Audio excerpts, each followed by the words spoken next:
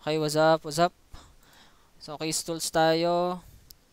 So, help systems analysts develop and maintain information systems. Okay, computer-aided system engineering tools. Okay, so it provides an overall framework for system development and support a wide variety of design methodologies including structured analysis and object-oriented analysis. Walang naintindihan, search na lang natin. Case tools, tutorials point. Maganda din tong tutorials point. Dito ako minsan nagbabasa ng mga magagandang bagay. So, case tools, it means development and maintenance of software projects with help of various automated software tools. So, case tools ay software tools, application lang, for development and maintenance of software projects. Software projects, pero dito ay develop and maintain information systems. Yung maraming sigurong gamit tong case tools. Pero dito ay more on specific lang siya. Kasi, pero sad din to eh. Software engineering pala. Ito. Pero na ano din, wait lang. Natin kung meron din dito sa case tool, systems analysis systems. Ito, software case tools. Software engineering nga. Software engineering. Pareho lang pala. Pero sige, yun lang din naman. Computer-aided software engineering. Okay, case tools. Okay, software application programs which are used to automate SDLC activities. Okay, so basta siya ay software programs lang. So used by software project managers, analysts, and engineers to develop software system. Okay, siguro dito ay specific lang siya na nakakatulong din siya for system analysts. Diba? There are a number of case tools available to simplify various stages of SDLC. Okay, nahati siya for analysis tools, design tools, project management tools, database management tools, and documentation tools. So, marami palang case tools. Okay. So, depende sa gamit ang case tools.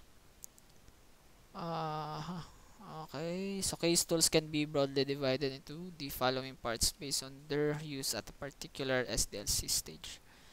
Central repository. Ano to? Serve as a common source.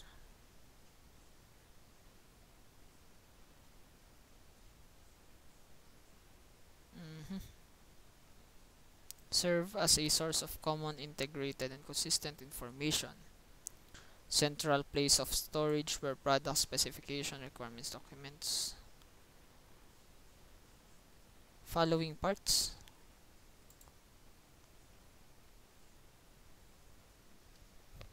So, nahati siya dito sa central repository, uppercase tools, lowercase tools, tsaka integrated case tools.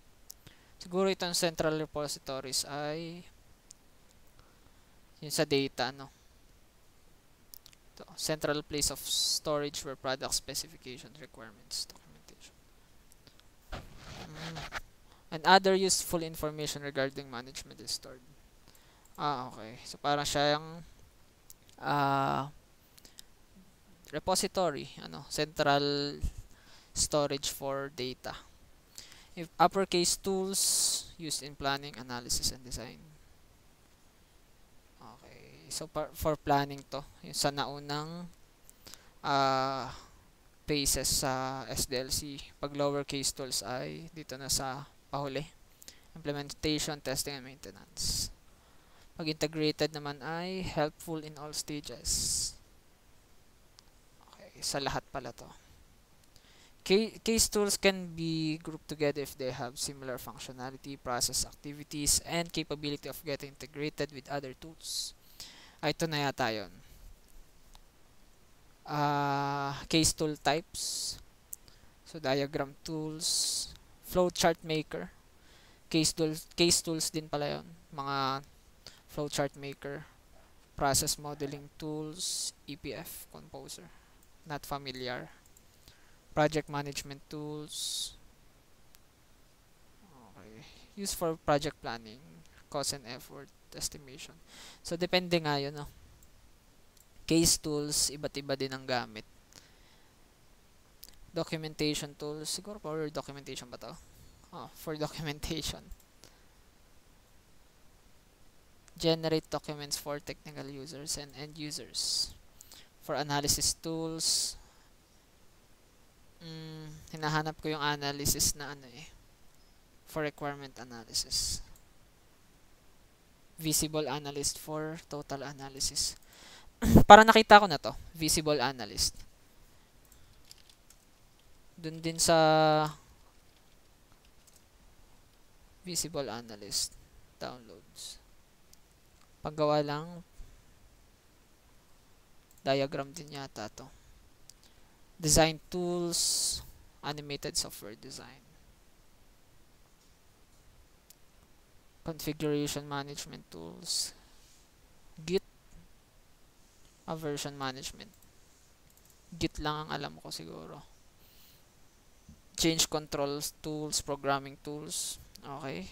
Case tools din ng IDE. Okay, yung ginagamit nating pang code.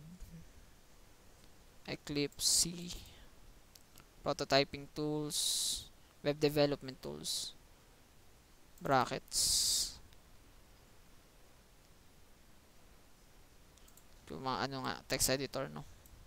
Quality assurance tools and maintenance tools. So basta itong case tools or computer aided software engineering tools. Okay, so applications lang siya, application software, application program ang masasabi ko eh. Application softwares na ginagamit. Basta application lang siya. And nahati siya sa marami siyang types based dun sa gusto mong gawin. Pwede siya for flowchart, documentation, pwede din sa programming and web development. So yun,